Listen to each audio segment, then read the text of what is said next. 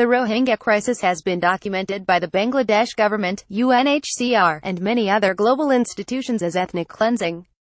Ethnic cleansing is the concept that a minority is mistreated, killed, or forcibly removed from a territory to cleanse the region, so to speak.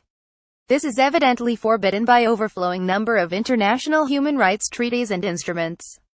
Existing conventions and treaties, for instance, International Convention on the Elimination of All Forms of Racial Discrimination, adopted and opened for signature and ratification by General Assembly Resolution 2106, XX clearly prohibits such activities when done on the basis of race or ethnicity. The Convention Against Torture and Other Cruel, Inhuman, or Degrading Treatment or Punishment prohibits the mistreatment of people when they are forcibly expelled from their homes and their possessions and property destroyed.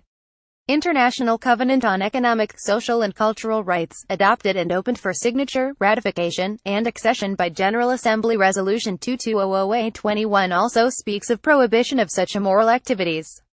The International Covenant on Civil and Political Rights, adopted and opened for signature, ratification, and accession by General Assembly Resolution 2200/21 of December 16, 1966, came into effect on March 23, 1976, and under Article 27 states in those states in which ethnic, religious, or linguistic minorities exist, persons belonging to such minorities shall not be denied the right, in community with the other members of their group, to enjoy their own culture, to profess and practice their own religion, or to use their own language.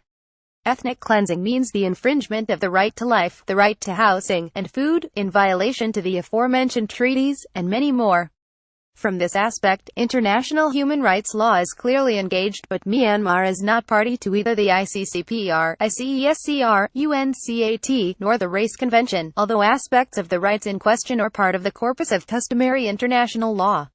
The plight of Rohingya implies that the R2P-bound international community has no alternative but to intervene. The purpose of R2P. In 2005, the UN sanctioned the global political commitment of responsibility to protect R2P or RTOP with a view to prevent genocide, war crimes, ethnic cleansing, and crimes against humanity. R2P stresses that national governments do not take sovereignty for granted in any intent or purpose, is based on the theory that sovereignty necessitates a conscientiousness to shield all populations from mass atrocity crimes and human rights infringements. Myanmar government's failure to safeguard the Rohingya makes a strong case for the international community to deal with this crisis. This can be done either by way of undertaking measures acknowledged in the R2P frame or by linking regional powers. R2 Petasecond's exposure is far-reaching because it recognizes the fundamental rights of all people, regardless of citizenship, and in doing so, it recognizes the fundamental rights of aliens or stateless people too. The plight of the Rohingya implies that the R2P-bound international community has no alternative but to intervene. It also entails that the international community has ethical and legal obligations under international law to pressure Myanmar to take actions to end ethnic cleansing, and simultaneously support Bangladesh in her effort to ensure the survival of the refugees.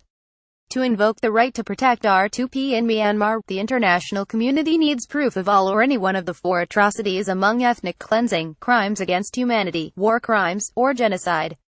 Suggestions and a way forward. A report of the Global Center for the Responsibility to Protect recommends several actions to be undertaken on an urgent basis to address the Rohingya crisis.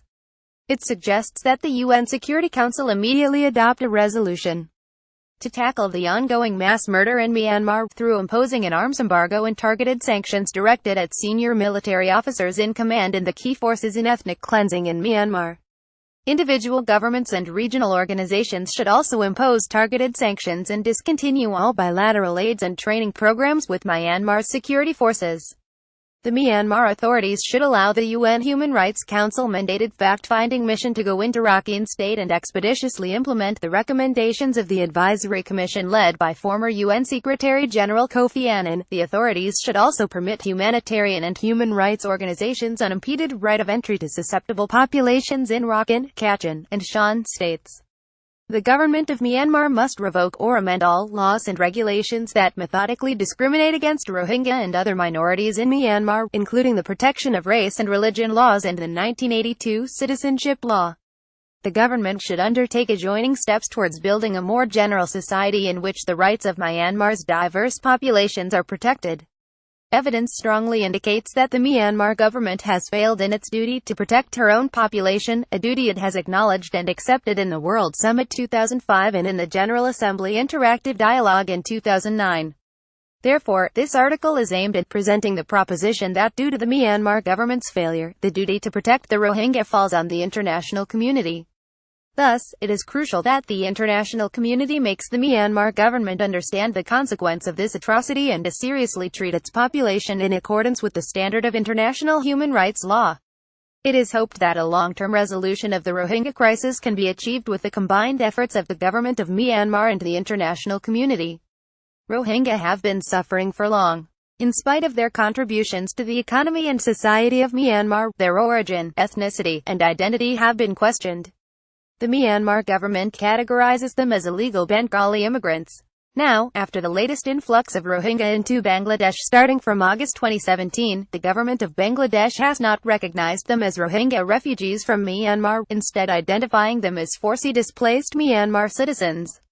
Bangladesh is pushing the Rohingya agenda at the UN Security Council, even though it is doubtful that it will result in swift action, thanks to the Council's history of bureaucratic red tape and veto politics.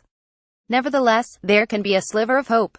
European nations have backed Bangladesh's stance on the crisis, with unbased organizations requesting nations for more resources and moral support towards Bangladesh. We may be on the right track. Tasmia Nuhia Ahmed is advocate, Supreme Court of Bangladesh and a research assistant at Bangladesh Institute of Law and International Affairs BILIA, and Tahsin Noor Salim is a research assistant at Bangladesh Institute of Law and International Affairs BILIA.